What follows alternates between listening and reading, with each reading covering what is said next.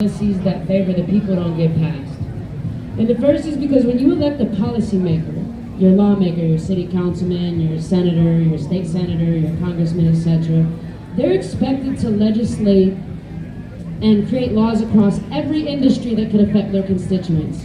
And so the default way that they go get information about those industries is that they go to the companies who build them. So for example, like a congressman coming in who has to look over like a bill around like, what's that, the prescription stuff, right? They'll go get a class from Moderna and go get a class from Pfizer about how that stuff works. Well, I know this because when I was at Google, I wrote Google's AI for Policy Leaders course.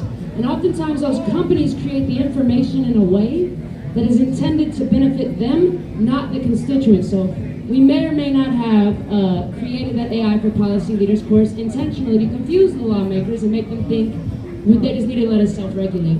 So if you're someone who has access to those types of people and to those folks who are in those positions of power, I think two things. One, if you have access to knowledge that can help expand their understanding of that, or people who have access to that you can facilitate those connections and those conversations so that they can become aware and make decisions that are not decided by the companies who wouldn't benefit from being regulated.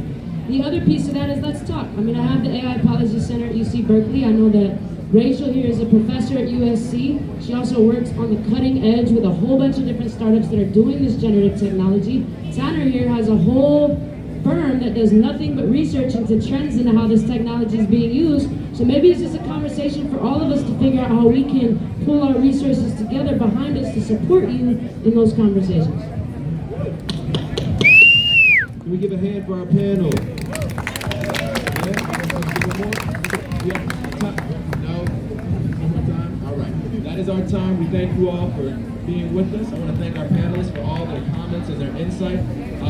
And one thing I'll close with is saying there's a great video of X talking about the film or TV show iRobot and being based off of a book, and pointing out that this book was written in 1950, so that we're operating in a world and with shows and narratives about our world that's from, goodness, how many years ago? 70 years ago. One of the points X makes is, if someone was doing that in 1950, we should be creating the kind of world we want and that we imagine for ourselves and those who come after us right now. So I would encourage all of us to lean into that kind of sensibility. A lot of people here are doing that. I want to give all of our panelists credit for doing that kind of work. Thank you all.